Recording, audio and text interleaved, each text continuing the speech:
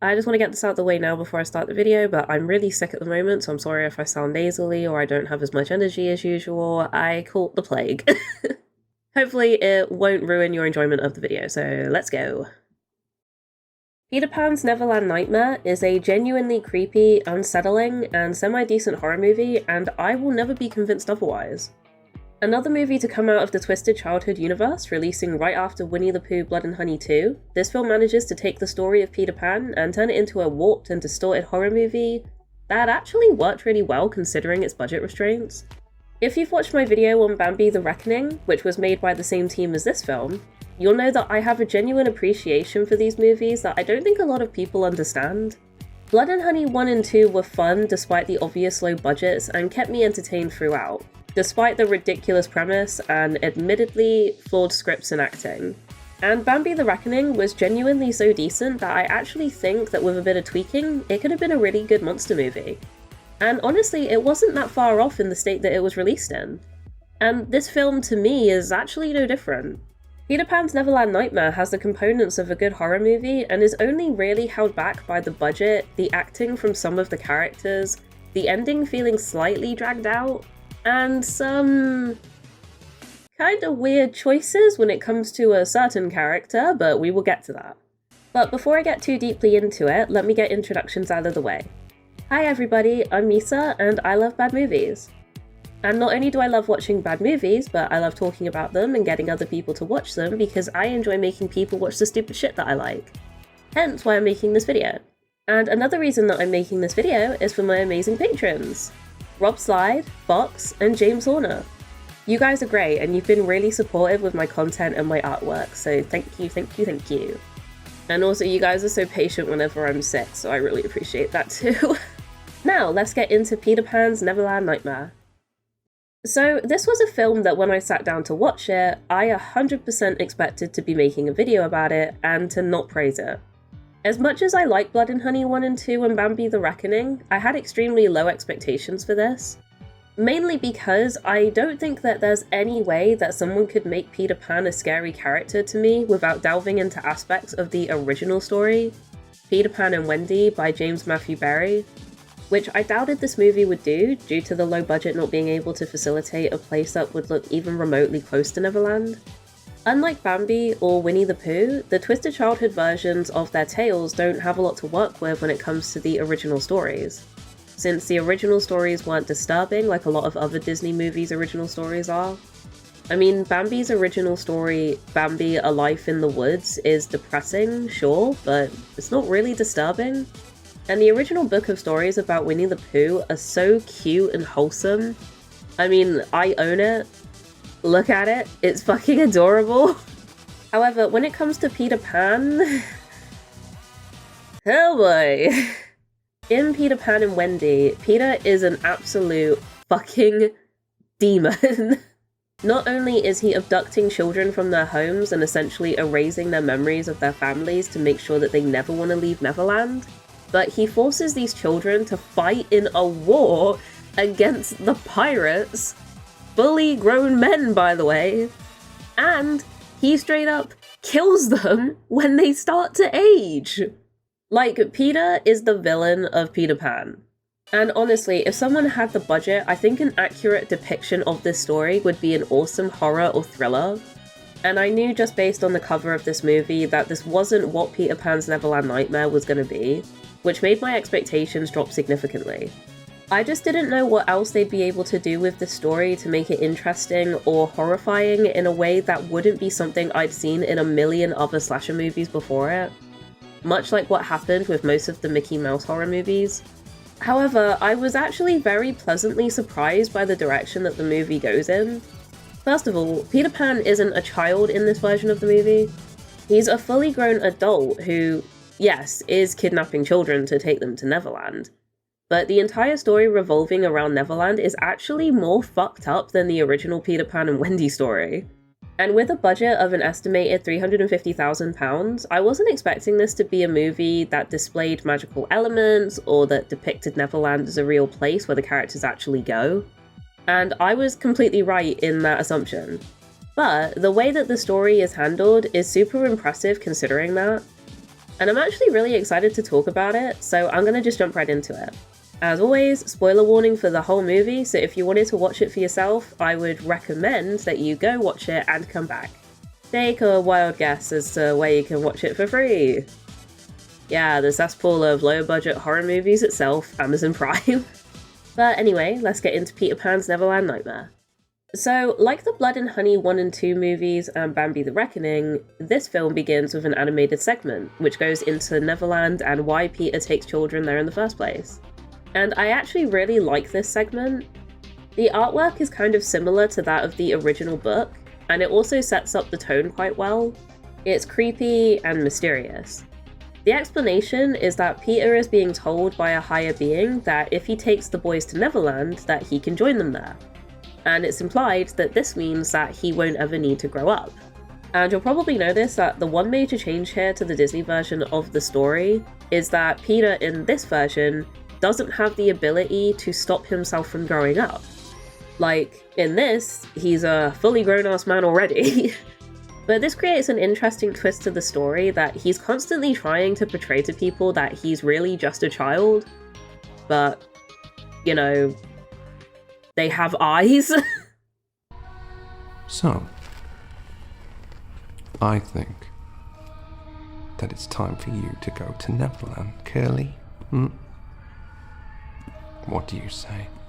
Yeah, also this movie can be a little noncy, but I promise you there's no, oh god, what's the PG-13 way of saying this?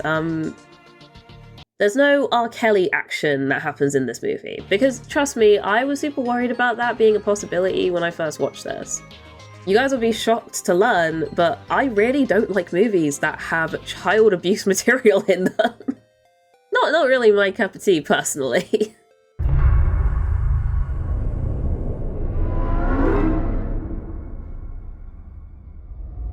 I really like this shot with the shadow. It's a really simple shot, but it's really good at calling back to the original Disney movie and being creepy and unsettling. Although I don't know why he's dressed up like the Joker.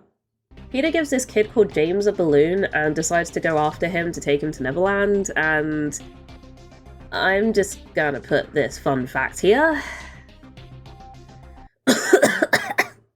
You know, my script said to fake cough, and then I ended up having an actual coughing fit because of that, so I love that for me. I love recording when I'm sick.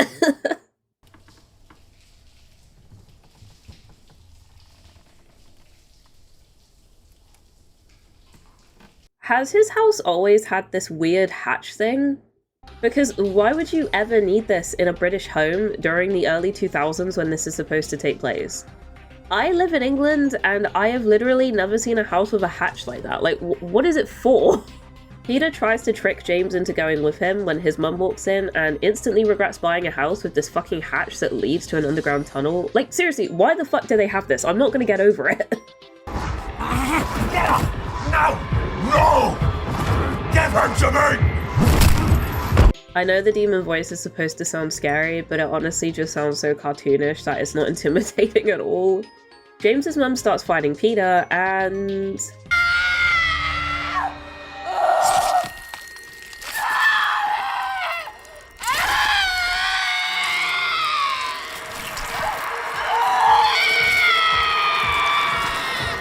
yeah, the gore in this movie is kind of insane at times.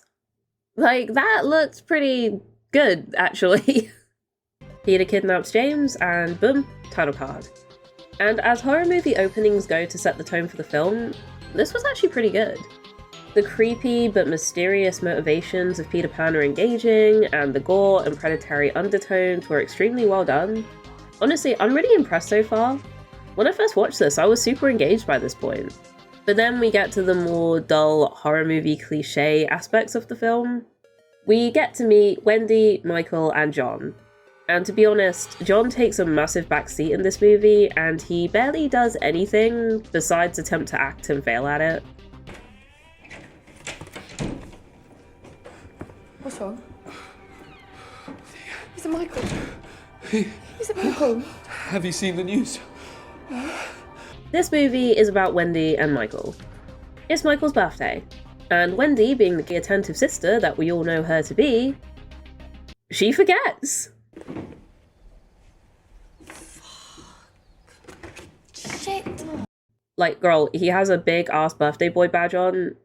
You didn't notice it, or? Yeah, so Wendy in this version of the story is an 18-year-old girl who has a neglectful boyfriend, to the point where, during the movie, he doesn't contact her once. Like, bro. Spoilers, but her brother basically goes missing and she's kicked out of her house, and he doesn't even bother to send her a fucking text. This is a small English village, like, he definitely knew. Like, what a piece of shit. But despite being a useless dickhead, he's the only thing that she seems to focus any of her attention on. To the point where she decides not to go to university so that she can move to London with him. Only for him to turn around and be like, yeah, I didn't really want to go, you pressured me. So, I've just been thinking, okay, about moving to the city, and I think I'm gonna stay. Look, I'm sorry, okay, but you pressured me. I pressured you? Yes, and I got caught up in your excitement. I didn't want to wait. Like, girl, really? This is who you're throwing your further education aside for? Really? And look, I get that this is a realistic depiction of a teenage girl falling in love and wanting to put every aspect of her life on hold just to be with a guy. I mean, teenage girls can be fucking dumb. I should know. I used to be one. But it just makes me groan so hard. Wendy in the Disney movie, and even the original story, was a lot more headstrong and protective of her brothers.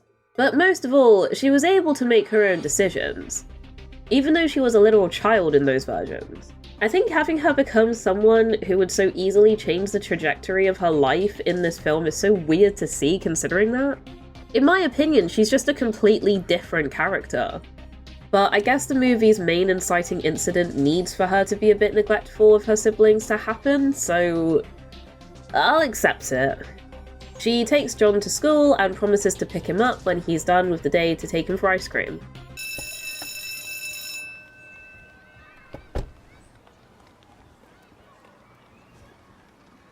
Hi Joey, you right? You're late. I know. So, this is Joey. Now, Joey's acting isn't amazing, as you can plainly see. However, later you will see why. If anything ever happens to him, I will spill blood. We get a quick scene of Peter and an unknown woman in Peter's den, and yeah, so in this movie, pixie dust isn't pixie dust. It's heroin! And this revelation actually brings a lot of questions into play. Like, is Peter just a drugged up man who's full of shit and just kidnaps kids for basically no reason since Neverland isn't real and he's just high and thinks it is? And the answer to that question is... yeah! I mean, the movie tries to leave it up to interpretation to some degree, but no, he's just off his tits.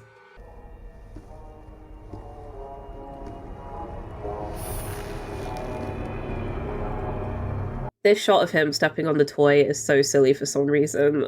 I can't explain it, it's just so unserious. He sneaks into a costume store and steals a mask right before killing this poor dude.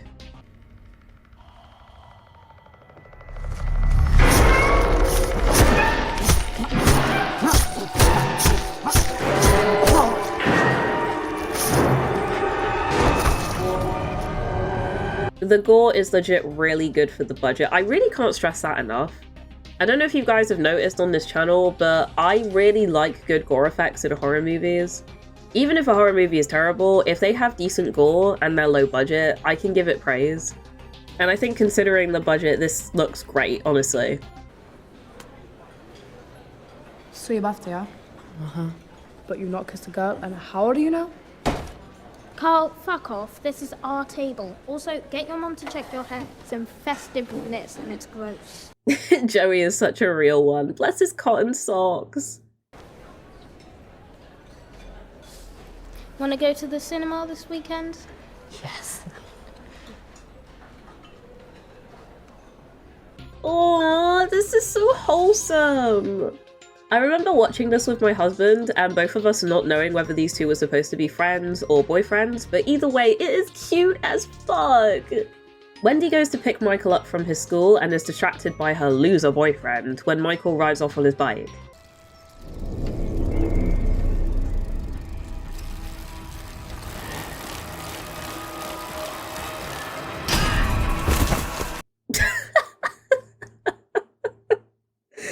Oh god. You need to come with me. Get up! Why wouldn't he do his high-pitched Peter voice to lure Michael in rather than scaring the shit out of him like this? Oh! Oh, don't be frightened. I got lost down here, and it's really cold, and I lost my mummy. You need to come with me. And he wonders why these kids don't want to go with him.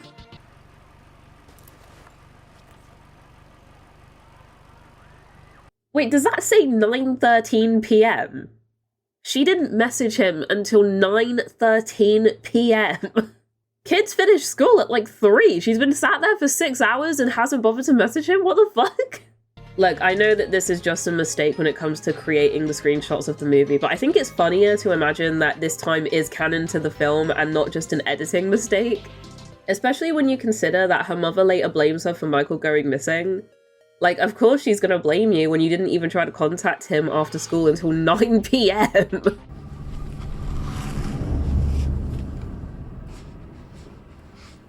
Peter Pan. Oh, the big frightened. I'm just a big old teddy bear. I do want to use this scene as an opportunity to talk about how much I like the actor who played Peter, Martin Portlock. He's so good at portraying a man who's mentally unstable, and he really sells it. I was pleasantly surprised when I watched this and saw how convincing his acting was. I have seen that he's been in other projects than this, but I think he honestly deserves more acting roles after this, even if they're just in horror movies or slasher movies. He sells being a mentally unstable villain really well. He wouldn't just run away, you know that. He's not off on some adventure. Maybe he's just out with his friends, Mum. He hasn't got any fucking friends, John, Christ! Joey, are we forgetting this little legend? Do you know your child? They're like best friends, what the fuck? Hello? Hello? Who is it? Why the hell would Peter call his family and taunt them like this? He does know that tracing calls is a thing, right? Luckily for him, the family doesn't think to ask the cops to try and find a way to trace the call, but he could have just ruined his entire plan. So Peter decides to play hide and seek with Michael. Marco? Hello. Wait, I thought they were playing hide and seek, not Marco Polo. Also, I don't get why he would do this except to torture Michael, to be honest. But I thought his whole thing was about saving the children, so why is he doing this? So, in the original Peter Pan and Wendy story, it's stated that Peter hates mothers because he sees them as representing the horrors of growing up, and he felt abandoned by his mother. So in this version, they changed this by implying that his mum was abusive, and may have molested him and other kids. She used to do terrible things to me. When she would do things to make me upset, I'd close my eyes, and I would dream of this magical place, and I wouldn't be scared anymore. Yay! I love child abuse and potential molestation in my stupid Disney horror movies. My favorite. Look, none of this is your fault, okay? Seriously. No. It is. I want to help bring him back. We must protect this child at all costs. If anything happens to him, I swear to fucking God. Wendy's friend ends up finding someone else whose child went missing, like, decades ago, and decides to go and visit them. And listen, I understand that it's good that Wendy is being proactive and trying to figure out what happened to Michael, but the unfortunate truth is that children go missing all the time. Her finding out anything useful by visiting this parent is honestly an act of God, because the chances are so low that he'd have any relevant information to give her, or even that his child's disappearance would be even remotely related to Michael going missing. And honestly, if I were her, I probably wouldn't have bothered going to see him. Luckily though, he happens to have some information that's kind of useful to her. Okay, so I need to bring up something here. This kid, who was called Timmy when they went missing, is Tinkerbell. Tinkerbell, in this movie, is a trans woman who lives with and helps Peter. Tinkerbell is also the character that I feel there was some weird choices made. Now, I need to preface this by saying that I'm not trans myself. I'm making this criticism of the movie as a cis woman, and so I don't know what it's like dealing with the negative stereotypes of being trans personally. I have trans friends, but I don't personally know what it's like to experience these things. However, I do know what it's like growing up as a minority and seeing negative stereotypes of my race on TV constantly, and how that portrayed not only how I grew up thinking about myself, but also how other people thought of me. And when I watched this film for the first time, my first thought was, yikes. Now, when it comes to how characters treat her in the movie, Tinkerbell is treated with respect in terms of her identity as a trans woman to a degree. She was basically kidnapped as a child by Peter when she was presenting as a boy, but also indulging in feminine bags, hair accessories, and toys. So it was clear that she was showing signs of gender dysphoria as a child. Her dad still uses he/him pronouns despite knowing that she wanted to be a girl, but he still accepts this aspect of her and doesn't seem to mind that she played with girls' toys or liked pink. Everyone else though uses the correct pronouns and treats her like a woman, so in terms of the characters, she's treated fine when it comes to her identity. And to be fair, she wasn't around her dad long enough for him to know that she had gender dysphoria, so we don't know how he would treat her if she came out to him. However, the main plot thread of her character is that she helps Peter kidnap these children and they go missing after Peter groomed her as a child and was the only person when she was a child to completely accept her trans identity for what it is. So, to break it down, she's a trans woman who was groomed as a child, was allowed to present as a trans woman by her groomer, and helps her groomer kidnap children. Jesus fucking Christ. Listen, this is really problematic. I don't know how else to put it. I know that fans of this movie use the fact that her actress, Kit Green, is trans to say that this is good representation, but when every conservative fearmonger is going around trying to imply that trans people even existing around children is them trying to groom them, or that trans people are only trans because they were abused or groomed as kids themselves, or really anything that conservatives have to say about trans people, having your one trans character be an accessory to multiple child kidnappings and being the victim of literal grooming who's encouraged to be a trans woman by her abuser is not a good look. I know that a lot of people will say that this isn't a big deal because it's a stupid horror movie and it's not that deep, but as somebody who studied English Lit and also spent years of her life stuck in the anti-SJW hellscape for years, trust me when I say, it's always that deep. Everything in media has a purpose for being the way that it is, even if it doesn't seem that way. You can disagree, but I think it's obvious to most people that understand how bad representation can affect how people see different underrepresented groups, that this is just weird. I can appreciate that showing Tinkerbell as an abuse and grooming victim does help the audience sympathize with her and show that she's been manipulated by Peter into helping him, rather than willingly doing all of this herself because she wants to. But at the same time, she is still helping him kidnap kids. If this were a court of law, she would be found guilty as an accessory to the crimes at the bare minimum. And listen, she explains that her motivation for going to Neverland is to become a fairy and live authentically as she wants to be, and it's actually really compelling. I just think it's in such bad taste, especially in the current political climate, to have her be an accessory to the kidnapping of loads of kids. Anyway, thank you for coming to my TED Talk.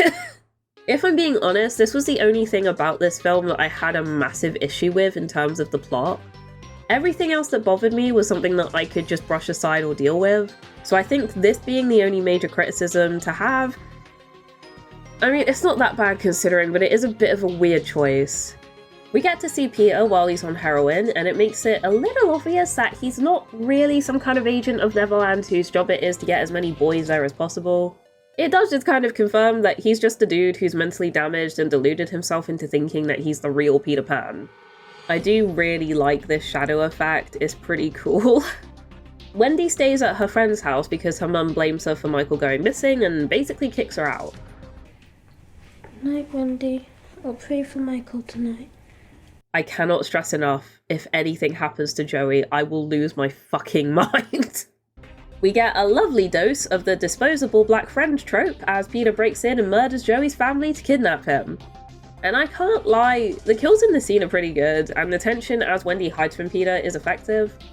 I was actually genuinely on edge when I was watching this part of the movie. Peter gets Joey and rushes back to his lair, and Wendy follows him. Peter basically ends up explaining that when he says he's taking the kids to Neverland, what he actually means is he's strangling them to death. So my whole rant about Tinkerbell's character is actually way more valid now, because not only is she helping him kidnap kids, but also kill them. I mean, she seems to not be sure whether he's killing them or not, but come on, she knows. She knows.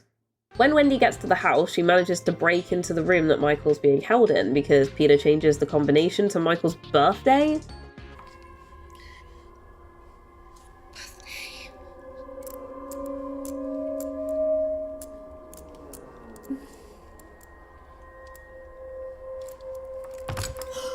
Like, why? Why would you do this, dude? Why?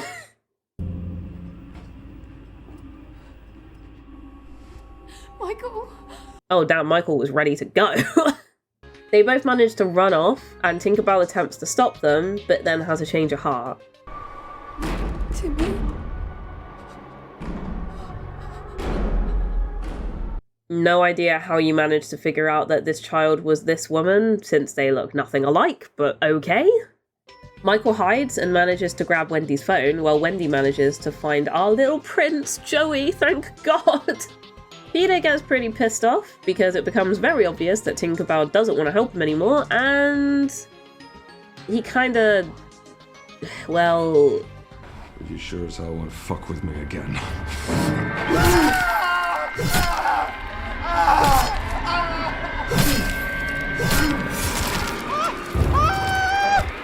Yeah, it's fucking grim.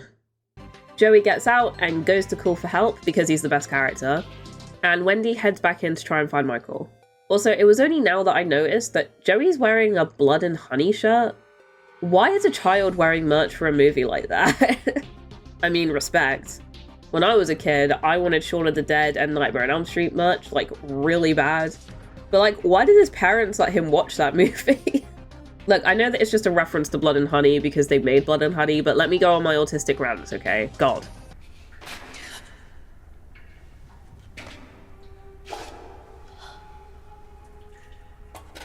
Why is there just a random Polaroid of James lying around? What the fuck?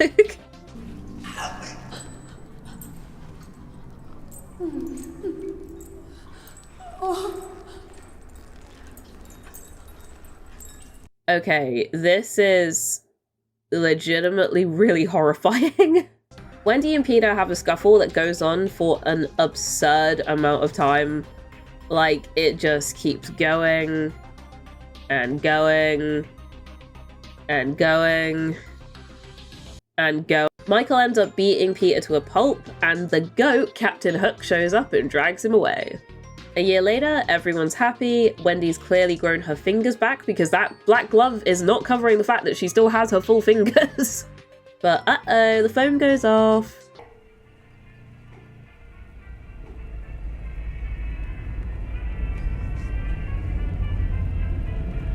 What a twist! Peter Pan's Neverland Nightmare is a fun horror movie. It was genuinely creepy, unsettling, and was a really interesting take on the original story of Peter Pan. I think considering the low budget, the direction that they took the story was well done and mostly well handled. Obviously I have issues with the portrayal of Tinkerbell, but generally I would recommend this movie to people who can look past it being a kinda silly Disney horror film. Ranking wise, I have very, very similar feelings regarding this film as I do for Bambi the Reckoning. I think both showed the promise of a good horror movie and clearly did their best to deliver an entertaining horror experience with the limited resources that they have. I don't really think I can call this a bad movie in all honesty, and that's why I'm putting it in this could have been good. I think it's a decent horror film, but there were certain things that held it back for me personally from being considered a good movie generally. The acting from some of the characters was really questionable. I know that some of them were literal children, but even some of the adult actors were pretty bad. The ending fight between Wendy and Peter goes on for way too long, and it felt like it was dragging a bit. Peter's actions were a little all over the place in terms of motivation. And I know that he was on heroin throughout the movie, but it just felt like him going from wanting to help the children to tormenting their families, and then tormenting them when they were actually in his custody. It was all just a bit weird. These things don't knock the movie down completely for me, and honestly, I would watch this again if I wanted to watch a semi-decent horror movie and couldn't decide what to watch. Peter's actor was great, the story was a fun twist to the original story, the gore and the effects were good for the budget, and it was entertaining. Honestly, I would recommend this one as a fun watch for horror fans who can get over the fact that the premise is based around a Disney property. To summarize, it was pretty good. But if you disagree with my ranking for whatever reasons, or even any of the points that I made in my video, then let me know in the comments. I do want to say now, and I kind of want to stress this though, if there's any hateful rhetoric in my comments, then that is not going to be tolerated. I know I used to have a I will never delete comments kind of mentality, but if something is really, really hateful towards a certain group of people, that shit's not staying in there, I'm sorry. Or if you want to talk about movies generally, then the links to my Twitter/X and Blue Sky accounts, as well as my Letterboxd, are in the description. If you follow me on Letterboxd, then you'll see what movies I've been watching lately, so you can probably get an idea as to what movies I'm going to cover in the future. And for generous people who would like to support me making these videos, my Ko-Fi and my Patreon are also in the description. If you join the Patreon, you'll receive early access to my videos, my artwork, and monthly commissions by yours truly, similar to the examples that I am showing on screen now. So if that interests you, or you like the look of my art style, then you can become a member to get the monthly commissions, or you can message me on Twitter or Blue Sky, as I do commissions separately from my Patreon. So just let me know, I'd really appreciate it. But anyway, I'm gonna go drink some lemon sip and go lie in bed.